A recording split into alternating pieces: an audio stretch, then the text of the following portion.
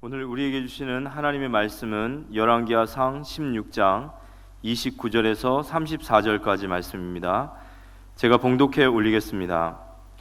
유다의 아사 왕 제38년에 오므리의 아들 아합이 이스라엘의 왕이 되니라. 오므리의 아들 아합이 사마리아에서 21년 동안 이스라엘을 다스리니라. 오므리의 아들 아합이 그의 이전의 모든 사람보다 여호와 보시기에 악을 더욱 행하여 느밧의 아들 여로보암의 죄를 따라 행하는 것을 오히려 가볍게 여기며 시돈 사람의 왕 엣바알의 딸 이세벨을 아내로 삼고 가서 바알을 섬겨 예배하고 사마리아에 건축한 바알의 신전 안에 바알을 위하여 제단을 쌓으며 또 아세라상을 만들었으니 그는 이전에 이스라엘의 모든 왕보다 심히 이스라엘 하나님 여호와를 노하시게 하였더라.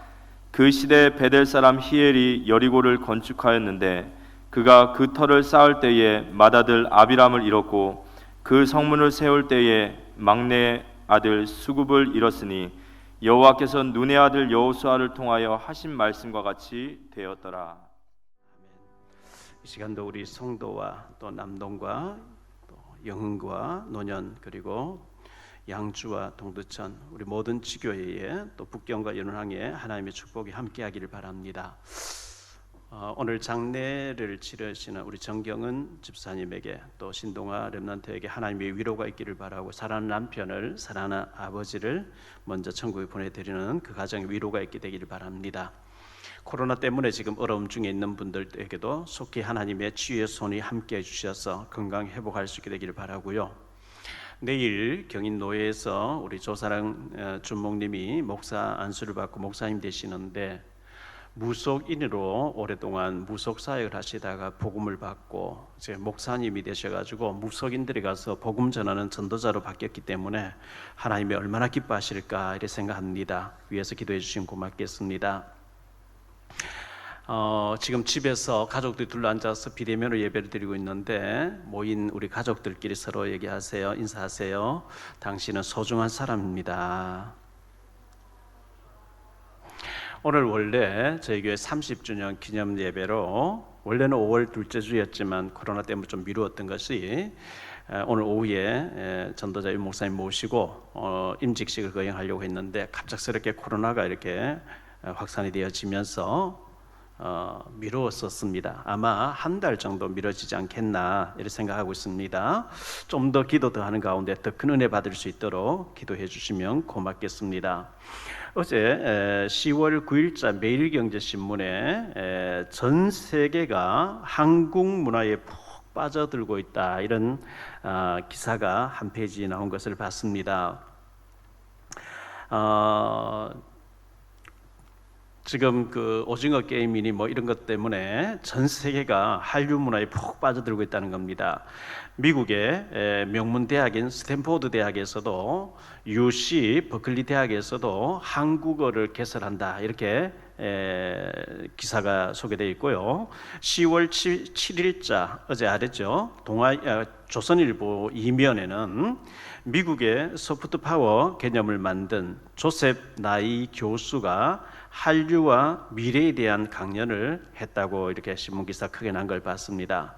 워싱턴 DC의 정책 담론 세미나에서 한국은 세계에서 가장 성공한 스토리 중에 하나라고 얘기하면서 한국은 막강한 소프트 파워를 가진 나라라고 극찬했습니다. 소프트 파워는 강압이나 거래가 아니라 매력을 통해 원하는 것을 얻는 능력이라고 얘기했습니다. 1989년도 베를린 장벽이 무력에 의해서 무너진 게 아니고 서구의 선진화된 문화를 통해서 변화를 가져온 것처럼 이런 오징어 게임이라도 여러 가지가 한류가 북한에 들어가서 북한을 변화시킬 게 아니냐 이런 기사였습니다. 2020년도 작년 말 기준이죠. 전 세계 107개 나라에서 1411개 대학에서 한국어를 열공 중에 있다, 강의 중에 있다 이렇게 신문에 기사가 난 걸 봤습니다. 왜 이렇게 하나님께서 한류 문화를 퍼뜨리고 전 세계에 한국말과 글을 퍼뜨리고 계시냐? 세계 237 나라를 펴놓고 보니까 미국과 한국이 선교하고 있어요. 선교하는 데 도움되라고 하나님이 그냥 복음 얘기하면 안 들으니까 문화라는 걸 가지고 한국말 막 배우도록 만들어 놓고 결국 하나님께서 원하시는 목적은 선교하는 거예요. 복음 전하는 거거든요. 구원받게 해야 되기 때문에 그렇습니다. 이런 중요한 시기에 우리가 살고 있다는 것을 기억하시고 세계 복음화를 위해서 더욱더 기도하시고 우리 렘넌트들이 한 가지 일만 잘해도 앞으로 세계적인 일에 쓰임 받는다는 것을 기억하고 그렇게 준비했으면 좋겠습니다. 미국에서 사랑하는 남편을 먼저 질병으로 이렇게 떠나보낸 부인이 딸 하나를 데리고 키웠다고 합니다. 그런데 딸이 이제 성장해서 성인이 되어졌는데 취직이 잘 안 되어지고 직장을 못 구하고 있고 이제 엄마도 더 이상 일을 할 수 없는 상황에서 먹고는 살아야 되니까 가정에 남아 있는 물건을 하나씩 팔아서 생계를 이제 해결하고 있었는데 이것저것 팔다 보니까 조상 대대로 물러온 목걸이, 보석이 박혀 있는 목걸이를 이제 팔아야 되는 그런 상황이 됐다고 합니다. 그래서 사랑하는 어머니가 딸에게 너 이거 가져가서 이거 정말 우리 조상 대대로 물러온 것이라 팔고 싶지 않지만 우리가 굶어야 되니까 보석상에 가서 감정해보고 팔아서 돈을 가져와라. 딸이 그 조상 대대로 물러왔던 목걸이, 보석이 이제 박혀 있는 걸 가지고 이제 감정원의 금문방에 가서 이제 이걸 팔면 어떻게 되겠습니까? 그 감정사가 한참 동안 이렇게 들여다보더니만은 왜 이것을 팔려고 하느냐 물었다고 합니다. 그래서 집안 형편을 얘기했습니다. 아버지는 안 계시고 엄마와 둘이 이렇게 하는데 지금 너무 어려워서 식량이 떨어져 있기 때문에 이걸 팔아서 살아야 됩니다 하니까 지금은 너무 금값이 내려가 있기 때문에 지금 팔면 너무 손해가 되기 때문에 이걸 지금 팔지 말고 내가 얼마 정도 돈을 빌려줄 테니까 다음에 비쌀 때 이걸 팔도록 하고 그리고 자매님은 우리 여기에 금방에 출근해서 나의 일을 좀 도와주면 월급을 줄 테니까 나오라고 했대요. 그 돈을 또 빌려주니까 그걸 받아와서 우선 급한 이제 어떤 생계 문제를 해결하고 취직이 되어지니까 이 자매가 아침 일찍 나와서 하루 종일 뭐 일을 잘했겠죠, 시킨 대로. 근데 이 보석 상의 주인이 이 자매에게 보석 감정을 이제 볼 수 있도록 감정사가 되도록 훈련을 시키면서 보석 감정사로 키워냈다는 거예요. 월급을 계속 주고요. 그런데 이 자매가 그 적성이 너무 자기하고 잘 맞는 거라. 그래서 자기를 취직시켜주고 적성에 맞는 달란트를 발견하도록 자격증까지 따게 해준 이 주인이 얼마나 고맙겠습니까? 그렇게 세월이 좀 흐르고 난 뒤에 이 주인 되시는 분이 그 딸 같은 자매에게 전에 가지고 왔던 보석을 엄마인데 달라고 해서 지금은 이제 금값이 비싸니까 보석값이 비싸니까 가지고 올 수 있겠냐 이렇게 했대요. 집에 가서 이제 엄마한테 얘기해서 그걸 달라 해서 자신이 이제 보석 감정사가 됐기 때문에 정밀제 뭐 돋보기로 받겠지요. 보니까 금도 순금이 아니고 보석도 완전히 막 찌들어져 가지고 그 금이가 있고 보석이 가치가 하나도 없는 거예요. 그래서 그 자매가 주인을 만나서 가져올 필요가 없었습니다. 그 엉터리고요. 값도 없고 돈도 안 나가는 거. 그래서 내가 안 가져왔으면. 그때 이 주인이 이렇게 얘기했답니다. 자매가 너무 어려울 때 내가 이거 가치 없는 거야. 이러면 엉터리로 속여서 싸게 살려고 한다고 하지 않겠냐. 나를 의심하지 않겠냐. 그래서 지금은 너무 금값이 내려가 있다고 거짓말을 시키고 이거 나 또 비쌀 때 팔아라 했던 것이고 자매의 눈을 열어줘서 직접 볼 수 있도록 해주고 이제 그런 배려지 배려. 이 주인의 넓은 마음과 배려가 한 사람의 가정을 살리게 되고 그 자매를 완전히 전문인을 만들어내는 그리고 평생을 자기를 인정해준 이 사람에게 제자가 되어지고 충성하는 사람 되어지는 만남의 축복이 났다는 기사를 읽어봤습니다. 우리의 삶에도 이런 배려와 이런 만남의 축복과 이런 축복이 있게 되시기를 주의 이름으로 축원합니다. 지나온 30년을 돌아보면서 오늘 세 가지로 말씀드리려고 하는데요. 먼저 첫 번째로 생각할 말씀은 지나온 30년이에요.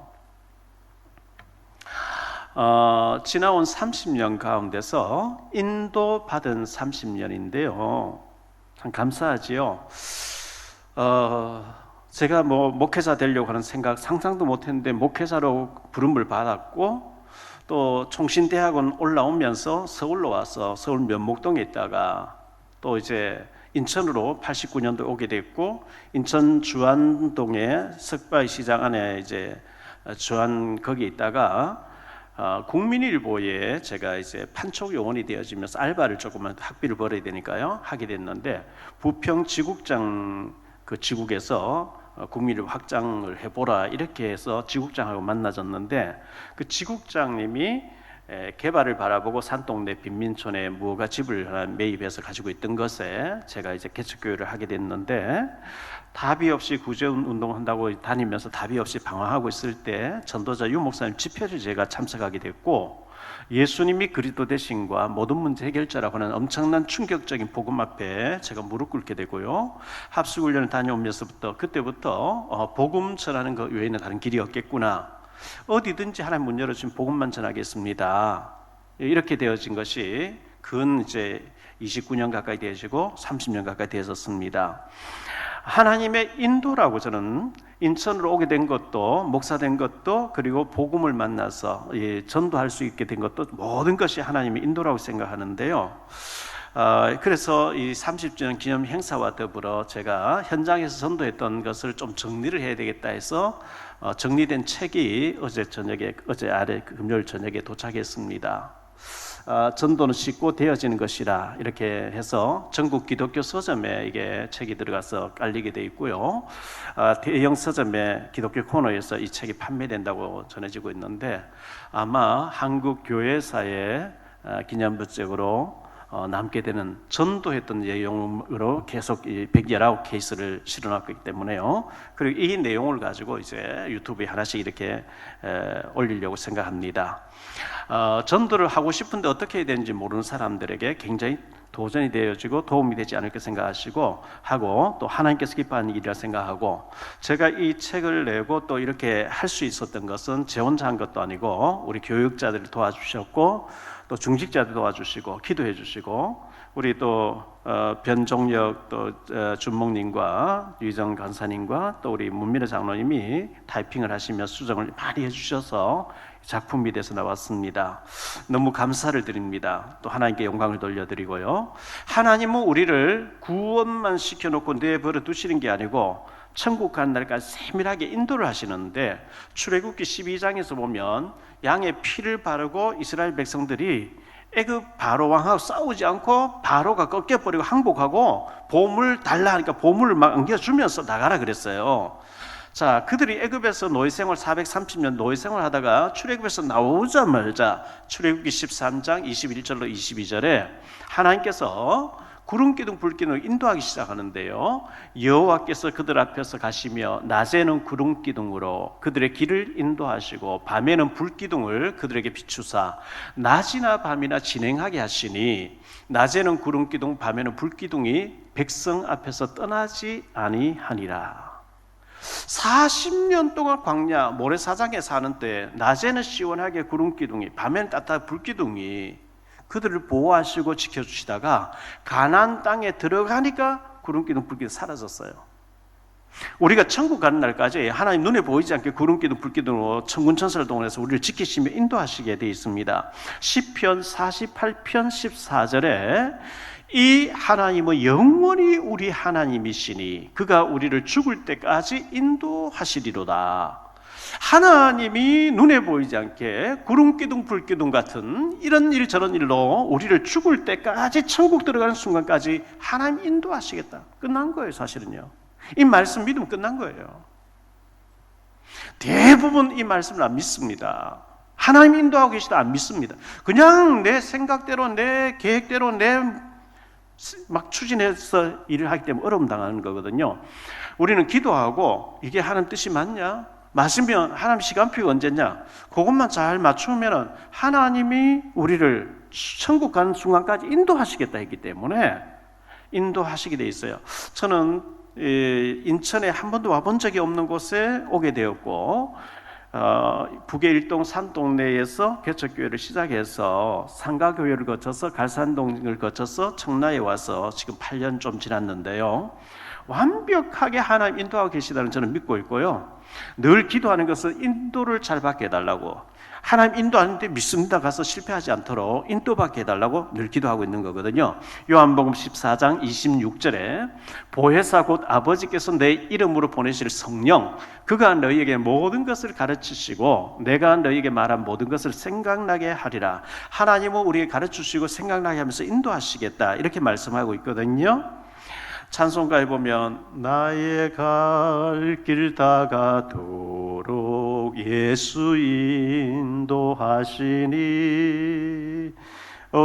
내 주 안에 있는 긍휼 어찌 의심하리요. 믿음으로 사는 자는 하늘 위로 받겠네. 무슨 일을 만나든지 만사 형통하리라. 무슨 일을 만나든지 만사 형통하리라. 나의 갈 길 다 가도록 주님 앞에 주님 품에 안기는 그 순간까지 하나님께서는 성령으로 인도하시는 줄 믿으시기 바랍니다. 인도하셔요. 그냥 제가 그냥 이렇게 와서 여기까지 온 줄 알았는데 아니요, 하나님 인도하셨어요. 하나님 인도하시겠다 그랬어요. 인도하시는데 왜 이렇게 어렵습니까? 그건 과정입니다. 요셉이가 하나님이 인도하시는데 애굽으로 가는 방법이 묶여서 갔어요. 노예로 팔려서 묶여서 갔거든요. 근데 하나님이 먼저 보내셨대요. 누명수 감옥 가서 그게 잘못된 게 아니고 하나님 정치를 배우게 하는 장관과의 만남의 과정이었어요. 과정이거든요. 갈로안의 두 번째로 응답받은 30년이었습니다. 사무엘상 7장 12절에 사무엘이 돌을 취하여 미스바와 센 사이에 세워 이르되 여호와께서 여기까지 우리를 도우셨다 하고 그 이름을 에베네셀이라 하니라. 사무엘이 여호와께서 여기까지 우리를 도우셨구나, 여기까지 인도하셨구나. 그렇습니다. 우리 교회 30년 달려오는 동안에 왜 어려운 일이 없었겠습니까? 이런 일 저런 일 참 많이 있었습니다. 괜찮습니다. 전부 하나님께서 연단하시고 훈련하시는 과정이었고요. 여기까지 인도해 주셨어요. 국민일보 기사님이 전화와서 목사님 책 냈는데 국민일보 기사로 싣고 광고도 좀 이렇게 해서 많은 사람 보게 했으면 그렇게 합시다. 모든 것이 되어지는 것이 하나님의 인도고 하나님의 응답이고 하나님의 역사거든요. 히브리서 4장 16절에 그러므로 우리는 긍휼하심을 받고 때를 따라 돕는 은혜를 얻기 위하여 은혜의 보좌 앞에 담대히 나아갈 것이냐. 하나님은 우리에게 때를 따라 돕는 은혜를 주시기를 원하신다. 자꾸 때를 따라 돕는 은혜를 받아야 되기 때문에 어제 밥을 먹었지만 오늘 또 먹어야 됩니다. 어린 아기들은 어제도 아까도 젖을 먹었지 또 젖을 먹어야 돼요. 어제 잠을 잤지만 오늘 또 자야 되는 것처럼 하나님은 때를 따라 돕는 은혜로 우리를 축복하시기를 원하시기 때문에 여러분 순간순간 말씀 앞에 앉고 기도하고 은혜의 시간 가지세요. 은혜의 보좌의 시간을 가지세요. 모여서 예배드릴 때도 그렇게 하시고 혼자 계실 때도 말씀 묵상하고 혼자서도 찬송 부르고 혼자서도 기도하고 하나님하고 소통하고 하나님과 대화하는 시간 제일 복된 시간이거든요. 그 시간에 흑암들이 무너지는 시간이거든요. 에스겔서 34장 26절에요. 내가 그들에게 복을 내리고 내 산 사방에 복을 내리며 때를 따라 소낙비를 내리되 복된 소낙비를 내리리라. 신명기 28장 12절입니다. 여호와께서 너를 위하여 하늘의 아름다운 보고를 여시사 내 땅에 때를 따라 비를 내리시고 내 손으로 하는 모든 일에 복을 주시리니 내가 많은 민족에게 구워줄지라도 너는 꾸지 아니할 것이요. 요엘서 2장 23절입니다. 시온의 자녀들아 너희는 너희 하나님 여호와로 말미암아 기뻐하며 즐거워할지어다. 그가 너희를 위하여 비를 내리시되 이른 비를 너희에게 적당하게 주시리니 이른 비와 늦은 비가 예정과 같을 것이라. 하나님께서 우리에게 이른 비와 늦은 비 적당하게 적당한 시기에 주신다는 거예요. 우리가 8년 전에 청나로 이사 올 때 걱정을 참 많이 했죠. 왜? 돈이 없어요. 북한 선교하다 보면 돈이 없었어요. 돈을 막 싹 긁어 와서 보니까 1,000만 원밖에 없는데 100억, 102억 비교치를 지고 왔으니 얼마나 걱정되겠어요. 걱정도 많이 했고 과연 하나님 하실까? 그렇게 했었는데 우리 재정 맡으신 장장로님 문자를 지난달에 저희한테 보내오셨어요. 34억 1,600 얼마 남았는데 이번 달 24일 날 또 이제 4천 얼마 들어가고 나면 이제 33억 7천 좀 남겠죠. 이번 달 지나면 드디어 33억대로 떨어져요. 100억이 넘는 빚에서 기적 아닙니까? 제가 얘기를 했었죠. 8년 전에 우리가 빚을 갚기 전까지는 마른 수건도 쥐어 짜듯이 모든 지출을 다 한데 다 막고 우리 빚부터 좀 갈아놓고 보자. 잘했어요.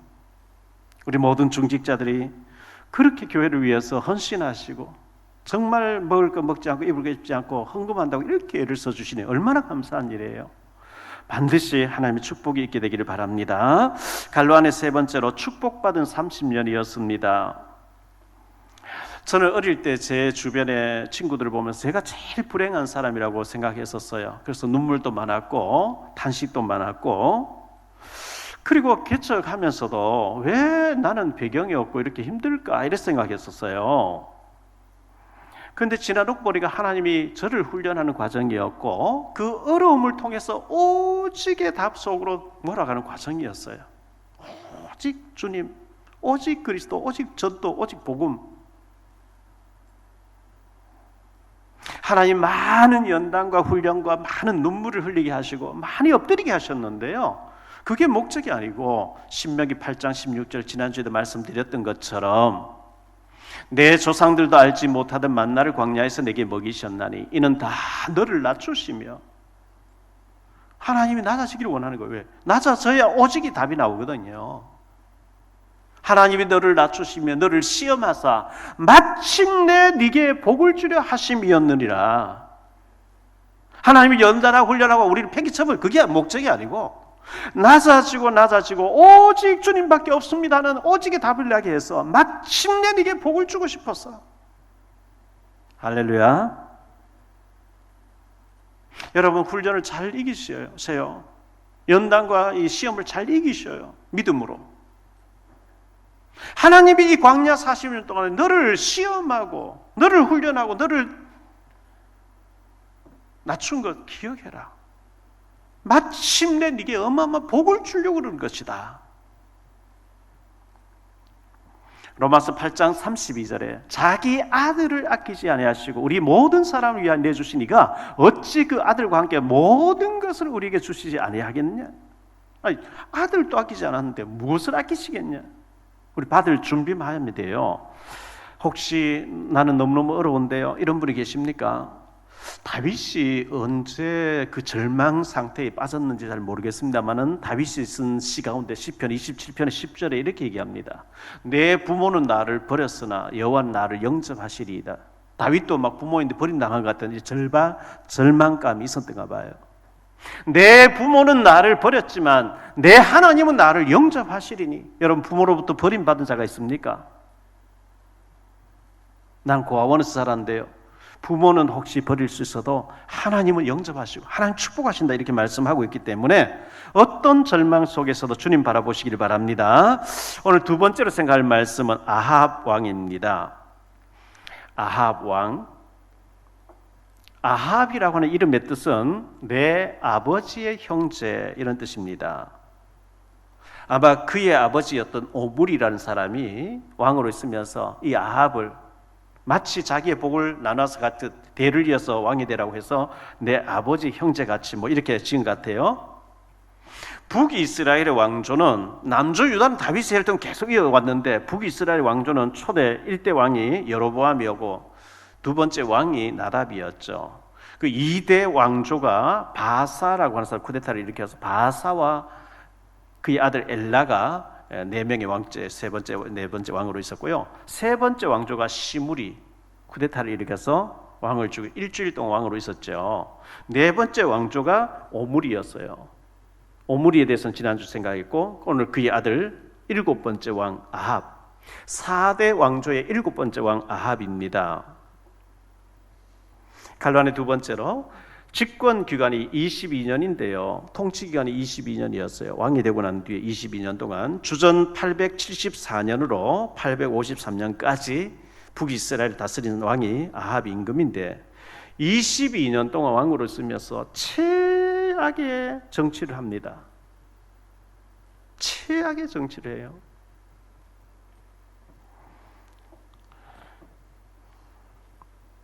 열왕기상 16장 25절에 오므리가 여호와 보시기에 악을 행하되 그 전에 모든 사람보다 더욱 악하게 행하여 그의 아버지 오므리도 그 앞에 5 왕보다 더 악하게 행했다 했는데요. 오늘 30절 말씀 보니까 오므리의 아들 아합이 그의 이전의 모든 사람보다 여호와 보시기에 악을 더욱 행하여 그렇습니다. 참 저주받은 집안이 되어버렸어요. 갈라는 세 번째, 그의 부인 왕후 이세벨인데요. 이 이세벨은 시돈 땅에 시돈 왕 엣바알의 딸이라 이렇게 성경은 기록하고 있어요. 엣바알이란 말은 바알과 함께하는 자 이런 뜻이에요. 그의 아버지가 엣바알이에요. 엣바알은 바알과 함께하는 자. 우리가 임마누엘 그러죠. 임마눌은 함께란 뜻이고요. 엘은 하나님이란 뜻이에요. 우리는 하나님과 함께잖아요. 그런데 엣바알이란 말은 바알과 함께. 그런 어마어마한 우상 숭배하는 왕의 딸을 데리고 왔는데 완전 무속인이에요. 그냥 무속인이 아니고 완전히 미쳐버린 무속인이에요. 이래가지고 이 바알이란 종교는요 원래 베니게의 신이라고 합니다. 베니게. 근데 가나안 땅의 대표적인 우상이 됐습니다. 바알은 아들 남자 신입니다. 그의 어머니가 아세라 신입니다. 그의 부인은 아낫이라고 하는. 그 성경 보면 아세라 아낫 바알 얘기 많이 나오죠. 이건 뭘 얘기하냐면 바알이란 말은 주인이란 뜻이에요. 주인. 우리가 주님이 주인인 것처럼 이들에게는 바알이 주인인 거예요. 그리고 남편이란 뜻이에요. 바알이란 말이 남편이란 뜻이에요. 우리들은 좀 부인들이라 이런 표현이겠죠. 풍요와 다산 자녀 많이 낳게 하는 풍요와 다산과 농경신이에요. 농사 잘 되게. 그때 농사밖에 없던 시절이니까요. 농사 잘 되게 해준다는 신입니다. 이들에게는 바알에게 제사를 지내면서 바알 제사장과 여자 수종드는 사람 사이에 음란 행위를 하게 돼 있고요. 자녀를 불 가운데 던져서 신을 달래서 잘 되게 해달라. 미친 종교죠. 하나님은 보이지 않는데 이 바알 전에 들어가서 음란 행위를 하는 거 보고 이렇게 해버리면 완전 사람 미쳐버려요. 그냥 푹 빠져버려요. 그래서 하나님께서 가나안 들어가던 바알 종을 다 없애라, 다 죽이라. 왜? 죽이지 않고 뿌리가 남아있으면 계속 닮아가니까. 근데 이 아합은 이세벨을 데리고 와서 그 바알 종교를 국교를 만들어버려요. 무시무시하지 않습니까? 국교를 만들어버린다니까. 여호와의 종들 다 잡아 죽이고 바알 종교를 국교를 만들어버린 거예요. 세 번째로 생각할 말씀은요, 최악의 왕입니다. 남주 유다와 북이스라엘의 왕들 가운데 최악의 왕이에요. 38명 왕들 가운데. 자, 하나님께서 이 바알에게 진노하셔서 기근 들게 하시는데요. 비를 내리지 않고 기근 들게 해버려요. 열왕기상 17장 1절 24절에 이 엘리야에게 하나님께서는 그리 시내 가서 물을 마셔라. 물이 이제 말라버리게 하겠다. 그리고 까마귀를 통해서 먹일 것을 줍니다. 그러다가 엘리야를 저 시돈 땅, 이세벨의 고향인 시돈 땅으로 가라. 거기 한 과부를 길에서 만날 것이다. 그 집에 들어가서 3년 6개월 동안 있어라. 그 사르밧 과부가 기근 들어가지고 그 여파로 가루통에 가루가 조금 남아있고 기름 조금 남아 마지막으로 빵 하나 구워 먹고 아들과 함께 죽어야 될 상황에 엘리야가 와서 그 집에 모시게 됐는데 3년 6개월 동안 가루가 기름이 떨어지지 않는 기적을 맛보게 되죠. 그 내용이 열왕기상 17장 1절로 24절 나온 내용입니다. 그 아들이 어느 날 죽었어요. 엘리야 기도하니까 아들이 살아나는 일들이 벌어지죠. 갈로안의 두 번째로 갈멜산에 전투가 벌어지게 되는데요. 열왕기상 18장 1절로 46절입니다. 이 3년 6개월 동안 엘리야가 안 보이니까요. 그 비는 내리지 않고 말이 그렇지요. 원래 우리나라가 계속 비가 며칠 만에 한 번씩 계속 비가 오잖아요. 3년 6개월도 비가 한 방울도 안 내리면 어떻게 되겠어요? 나무가 다 말라 비틀어지고 물이 없으니까요. 마실 물도 없으니까 얼마나 힘들겠어요. 그래서 이 아합이 엘리야를 찾으려고 그렇게 사람들 보내고 방방곡곡 찾아봐라. 하나님께서 엘리야에게 아합을 만나라 그러죠. 만나러 가면서 오바다를 먼저 만나가지고 그 만나시는 장면이 열왕기상 18장에 나오는데 열왕기상 18장 19절에 보니까요.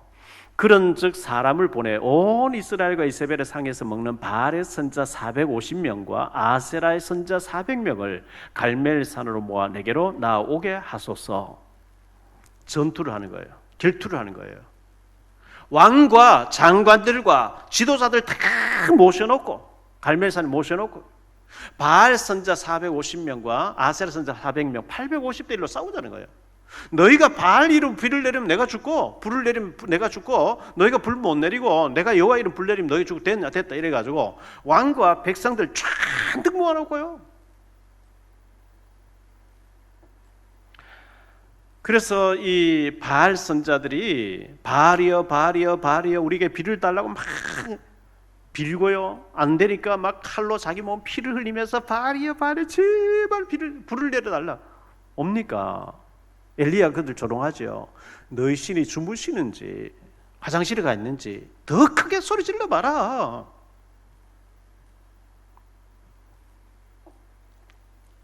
그렇게 엘리야가 그들을 조롱하다가요. 이제 엘리야 차례가 됐습니다.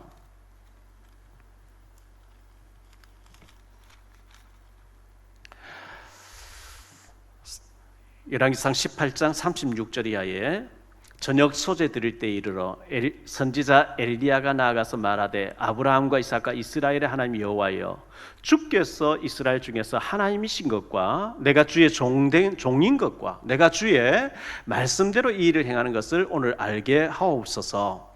여호와여 내게 응답하옵소서.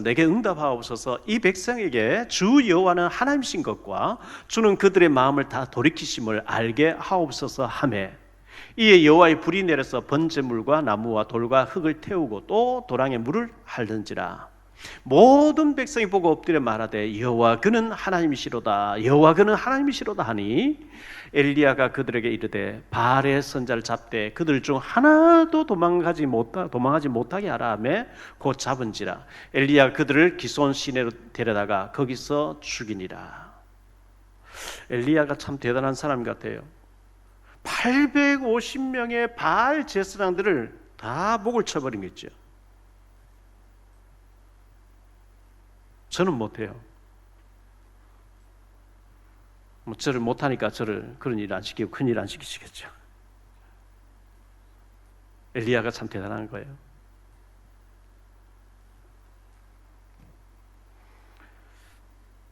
열왕기상 19장 1절로 21절에 보면요. 이 바알 선자를 죽였다는 얘기 듣고 이세벨이 엘리야를 죽여서 내가 너를 가만두지 않겠다. 내일 이맘때까지 너를 죽이지 않으면 신들이 내게 벌을 내리기 원한다. 수백 명령과 사형선고 떨어졌어요. 엘리야가 도망을 가지요. 호렙산을 도망을 갔거든요. 도망가서 하나님 앞에 주여 나를 죽여주옵소서 할 때 하나님은 이제 시작하겠다. 너를 대신해서 엘리사를 세워라. 에후를 세워서 이스라엘 왕을 세워라. 하사엘을 세워서 저 아람 나라의 왕을 세우고 7,000명 바알에게 무릎 꿇지 않은 7,000명의 준비한 그들을 찾아내라. 어마어마한 사명을 19장에서 받습니다. 그리고 21장에 가서 보면요, 이 아합에 대해서는 성경에 길게 나와요. 21장, 열왕기상 21장에 보면 이 아합 임금이 좀 아주 그 왕 같은 그릇이 안 되는가 봐요. 나봇의 그 왕궁 앞에 나봇의 포도원이 있는데 나봇을 불러 포도원을 너희들 팔아라. 내가 채소밭 만들겠다 하니까 성경에 이거 영원히 팔고 사지 말라 안 했습니까? 팔 수 없습니다. 하나님 말씀에 팔지 말라 했기 때문에. 그러니까 아합이 들어가서 이불 뒤집쓰고 밥도 안 먹고 누워서 그거 앓고 있는 거예요. 그의 부인 이세벨이 왕이 무슨 일로 그럽니까? 저 나봇이 내 밭을 팔아라. 내 더 좋은 거 주겠다. 안 판다 하니까 기분 나빠서 내가 누웠다는 거예요. 왕이 뭐 그런 거 신경 쓰면 잠깐 계속 보세요. 이 이세벨이 나갔어요. 아주 그 불량배 두 명을 불러가지고 돈 뇌물을 막 줘가지고 이 나봇이 왕과 하나님을 저주했다고 거짓말하게 만들죠. 21장 10절에 보니까요, 불량자 두 사람을 그의 앞에 마주 앉히고 그에게 대하여 증거하기를 네가 하나님과 왕을 저주하였다 하게 하고 그 그를 끌고 나가서 돌로 쳐 죽이는 거 있죠. 그걸 하나님 다 보시고 이세벨이 그의 남편 아합에게 이제 밭을 취하소서. 저 나봇이 죽고 살아있지 않습니다. 빼앗았습니다. 그리고 나봇이 또 아합 임금이 아이고 좋아라 하고 이게 내 밭이다. 그때 하나님 엘리야를 보면서 네가 죽이고 빼앗았느냐? 너도 그와 같이 죽으면 당할 것이다. 그리고 난 뒤에 22장에 아람과 전투를 하러 나갑니다. 남조 유다의 여호사밧 왕과 사돈을 맺었거든요. 여호사밧도 나갑니다. 여호사밧에게 당신이 왕이 같이 하고 나는 평민복을 입고 나가겠습니다. 그래서 여호사밧이 선지자들을 물어보고 갑시다. 미가야 한 명 외에는 400명 선지자 전부 거짓으로 예언하는 거예요. 나가세요. 나가면 이깁니다. 그래서 전쟁을 하는데요. 22장 34절이에요. 한 사람이 무심코, 아람 진영입니다. 아람 진영에서 한 사람이 한 군인이 무심코 활을 당겨 이스라엘 진영을 쏘았는데요. 이스라엘의 왕의 갑옷, 완전히 갑옷을 입었는데 옷깃 사이에, 옷을 꾸면 사이에 복부에 관통해 버린 거예요. 우연히 쏴버렸는데 하나님이 정확하게 맡겨서 아합이 죽도록 만드는 거예요.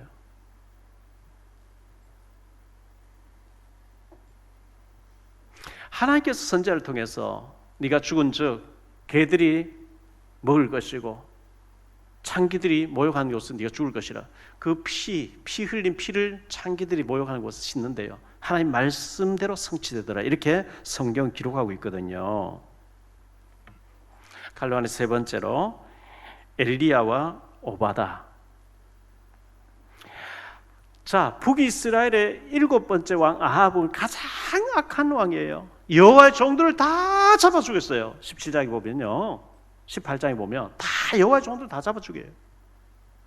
가장 악한 정치할 때 하나님은 가장 능력이 많은 엘리야와 엘리사와 오바다를 세워가지고 그 악한 세력을 이기게 하시는 거예요.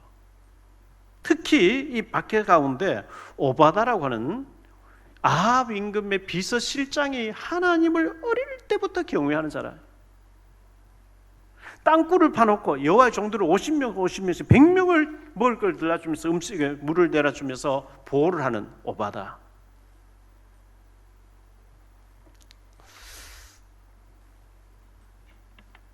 우리 교회 모든 중직자분들과 또 새로 임직 받으시는 모든 중직자들은 오바다 같은 박해 시대에 주의 종들을 보호하고 또 지켜주고 또 섬길 수 있는 오바다 같은 축복을 주옵소서라고 기도할 수 있게 되기를 바랍니다. 자, 하나님 섬기는 이스라엘 나라의 왕이 되었다. 하나님 왕이 되게 해줬다. 얼마나 감사한 일이에요. 왕은 아무나 되는 게 아니거든요. 왕 다음에 올라갈 때 자리가 없어요. 하나님 왕이 되게 해줬었어요. 그러면 죽도록 하나님 앞 충성하고, 하나님 제가 어떻게 하나님을 섬겨야 될까요? 어떻게 이 백성들을 하나님 영원하게 해야 될까요? 이래 나오면 축복이 될 텐데, 그러나 이 왕들을 우리가 한결같이 저주받는 걸 보게 됩니다. 자기만 우상 숭배하는 게 아니라 전 백성들을 우상에 빠지게 하고, 특히 이 아합은 아예 막 여호와 종들 다 잡아 죽이고 바알 종교로 국교로 만들어서 전 백성들을 우상에 빠뜨리니까 하나님께서 3년 6개 비를 안 주시잖아요. 우리는 지금 실패하는 왕들을 계속 보고 있습니다. 왕들이 어떻게 해서 실패했는지, 왜 하나님 앞에 저주받았는지 보고 있습니다. 우리는 그들의 실패를 반면교사로 삼아야 됩니다. 아, 저렇게 하면 망하는 거구나. 나는 저렇게 반대로 해야 되겠구나. 결론적으로 말씀을 맺습니다. 30년 동안 하나님께서는 우리 교회를 인도해 주셨습니다. 인도해 주신 하나님께 너무 감사드리고요. 어떻게 하나님 이렇게 세밀하게 인도해 주셨을까? 복음 가진 전도자 유 목사님 만나게 해주시고, 그 말씀 붙잡고 현장에 문 열어주십시오 했을 때에 상상할 수 없는 현장의 문들을 열어주셨고요, 하나님은 응답해 주셨고 축복해 주셨습니다. 하나님 은혜로 우리 중직자들, 너무 귀한 분들, 우리 교육자들 만나게 해주셔서 여기까지 오를 수 있었던 하나님의 축복이었고요. 두 번째로, 아합 같은 지도자가 우리나라에 나오지 않도록 기도해야 됩니다. 우상에 찌들어져 가지고 무속인을 끼고 살고 무속인 말 듣고 이런 사람 나오면 안 되잖아요. 기도해야 됩니다. 세 번째로, 엘리야, 엘리사, 오바다 같은 이런 제자가 나오도록 기도해야 됩니다. 우리 자녀들을 이런 사람으로 키워내는 우리가 해야 되겠고요. 우리 교회가 정말 복음 전하는 교회가 맞다면 앞으로 북한을 살리고 우리가 세계 선교해야 될, 복음 전해야 될 교회가 맞다면 하나님께서 아마 오바다 같은 이런 중직자를 많이 일으켜 주실 것이고, 하나님이 시대적인 일을 하게 하시지 않겠나 생각되어집니다. 30년 동안 달려올 수 있도록 하나님 인도해 주신 하나님께 너무 감사드리고, 수고하신 교육자들과 모든 중직자분들께 감사를 드리고, 오바다 같은 축복받는 우리 모두가 되시기를 주 예수 그리스도 이름으로 축복합니다. 우리 찬송 부르시면서 준비한 예물 하나님께